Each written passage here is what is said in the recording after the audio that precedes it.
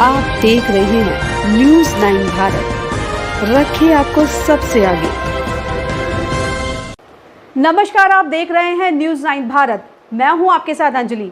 देश और दुनिया की तमाम अहम खबरों पर आइए डालते हैं एक नजर। केंद्र सरकार द्वारा सरकारी कंपनियों को निजीकरण करने के विरोध में लगातार विपक्षी दलों द्वारा किया जाता है।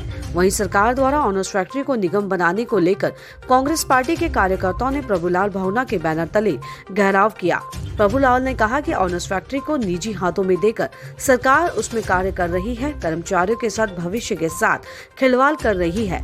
वहीं उनका कहना है कि ऑनर्स फैक्ट्री में रायपुर क्षेत्र के सैकड़ों लोग यहां कार्यरत हैं और ऑनर्स फैक्ट्री के निजी हाथों में जाते ही उनकी नौकरी पर खतरा मंडरा रहा है।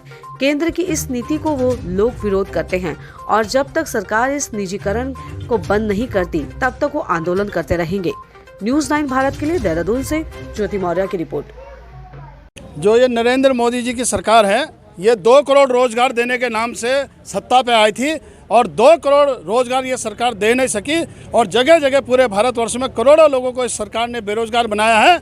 जो ये ऑर्डिनेंस फैक्ट्री दिखाई दे रही है, जब भी भारत के युद्ध हुए हैं उन युद्धों में इस ऑर्डिनेंस फैक्ट्री के कर्मचारियों ने अपना जी जान और दिन रात एक झोंक करके युद्ध में पूरी भूमिका निभाई और उसी ऑर्डिनेंस फैक्ट्री के कर्मचारियों का जिनका ये योगदान है, पहले उन्हें पेंशन से बाहर कर दिया गया, उनकी पेंशन छीन ली गई और अब ये केंद्र सरकार उस ऑर्डिनेंस फैक्ट्री के कर्मचारियों के पेंशन के साथ अब रोजगार छीनने में लगी है, जिसे कांग्रेस पार्टी किसी भी दिशा में बर्दाश्त नहीं करेगी।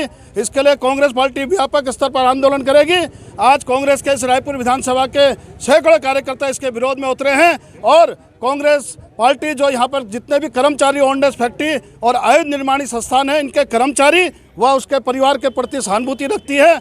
इसके अलावा रायपुर विधानसभा क्षेत्र के गांव के ग्रामीण लोग भी इस फैक्ट्री में रोजगार करते हैं, उनके परिवार भी रोजगार से वंचित हो रहे हैं। इसके लिए कांग्रेस व्यापक स्तर में किसी भी स्तर तक जाना पड़े उसके लिए आंदोलन करने के लिए तैयार है। ये केंद्र सरकार है, ये पूरी तानाशाह सरकार है।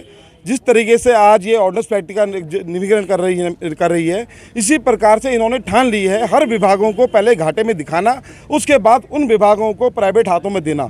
ये आज इन्होंने शुरुआत कर दी है किसी तरीके से ऑर्डिनेंस फैक्ट्री को प्राइवेट हाथों में देना, क्योंकि इनके प्राइवेट जितने इनके दोस्त हैं, अंबानी ग्रुप जिनका दोस्त है, अडानी ग्रुप इनका दोस्त है, ये इन लोगों को सारी फैक्ट्रियाँ हमारे आप हर चीज़ में देख लीजिए इन्होंने हमला किया है, चाहे हमारे मंदिरों से लेके देख लीजिए, चाहे कहीं देख लीजिए। इनका उत्तराखंड देश को बेचने की एक साजिश है। जिस सरकार को देश ने चुना था कि रोजगार देगी, यहाँ रोजगार मिलेगा, पर रोजगार के नाम पे जीरो निकले, जो रोजगार में थे उनको भी हटाने की साजिश कर रही है। हम लोग इसका विरोध करते हैं और हम इसका विरोध करते रहेंगे जब तक सरकारें नहीं मानेगी और 2022 में और 24 में जनता ने दिखा देगी ये इस लायक नहीं है कुछ बचा सके देश में, ये देश को बेचने के लिए आए हैं और यही काम कर रहे हैं। केंद्र सरकार ने हमारी जो फैक्ट्री है ऑर्डिनेंस फैक्ट्री, इसका निजीकरण करने का जो आज इसका उद्घाटन होने जा रहा है, माननीय प्रधानमंत्री इसका उद्घाटन करेंगे, तो यहाँ की जनता, हमारी मातृशक्ति, युवा शक्ति, एक रोष है इनमें कि ये फैक्ट्री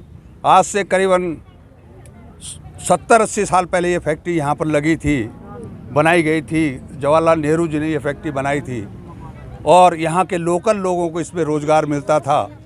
आज हर व्यक्ति बड़ा पीड़ित है और बड़ा दुखी है इस बात से लेकर के कि ये जो हमारी शान थी, उत्तराखंड की शान थी ऑर्डिनेंस फैक्ट्री, इस फैक्ट्री को इन्होंने जो बेचने का काम किया, इससे पूरा उत्तराखंड आज क्षुब्ध है कि ये क्या कारण था कि इसको निजीकरण करने के लिए जो आज इन्होंने कदम उठाया, क्या कारण था इसका।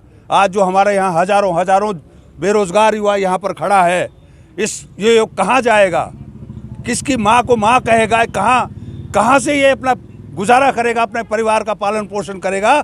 जिन माता पिता ने लोन लेकर के इन बच्चों को पढ़ाया लिखाया, आज वो लोन की किस्त तक नहीं दे पा रहे हैं। ये वो युवा, हमारी बेटियां जो आज त्रस्त हैं इस बात से लेकर के कि जो ये फैक्ट्री हमारी शान थी, उत्तराखंड की शान थी, भारत की शान थी, इस फैक्ट्री को आज इन्होंने जो निजी हाथों में देने का काम किया, ये शायद हो सकता है उत्तराखंड देवभूमि जो है कभी माफ़ नहीं करेगी इन लोगों को, जिन लोगों ने आज उत्तराखंड के साथ इतना बड़ा खिलवाड़ किया है। तो क्या लगता है कि आज जिस तरीके से प्रदर्शन किया जा रहा है तो कहीं ना कहीं सरकार को इस चीज़ का कोई कारण? देखिए, हम तो चंद लोग हैं, अब केंद्र सरकार पूर्ण बहुमत की सरकार है वो सरकार चाहे हमारे घरों को भी बेच देगी तो हम कुछ नहीं कर सकते, क्योंकि वो पूर्ण बहुमत में सरकार है।